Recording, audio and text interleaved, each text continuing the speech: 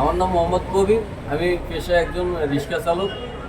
আমার এরকম রিক্সা নির্বাচনের সময় নিয়েছিল। আমি পরের দিন যাইনি দেখিয়া আমি খুব অসুস্থ হয়ে গেছি, এই জন্য যাইতে পারি নাই। আমাদের ফোন দিছে, তারপর আমি বলছি যে আমি অসুস্থ, আমি যাইতে পারবো না। কিন্তু এখন এই আজকে খুব জোরপূর্বক খারাপ ভাষা ব্যবহার করে আমার মারধর করে আমার রিক্সা থানায় নিয়ে আটকেছে। এখন সে রিক্সা দিতে চাইতেছে না। তার নাম মোহাম্মদ মিটু, কনস্টেবল। কতদিন আটকে রাখছে? এই যে 1-1.5 ঘন্টা হয়েছে আটকে রাখছে। কি একদম আজকে আটকেছে? যে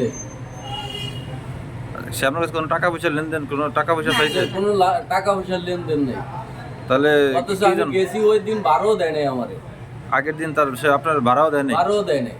ভাড়া না দিয়ে আজকে আপনি রিক্সা নিয়ে বেরিয়েছেন মতন?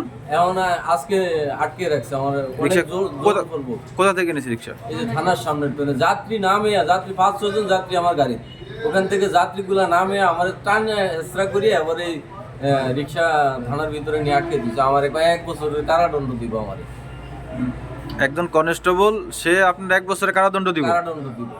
ও আচ্ছা, আপনারা কাউকে জানাইছেন এটা? আপনার অপরাধটা কি? আমার অপরাধ ওই যে নির্বাচনের দিন আমি তাদেরকে আনতে যাইনি, আমি তো অসুস্থ ছিলাম।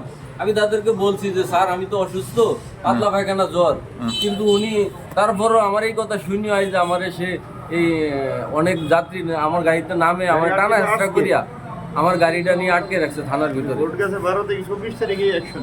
আচ্ছা ঠিক আছে, ওকে।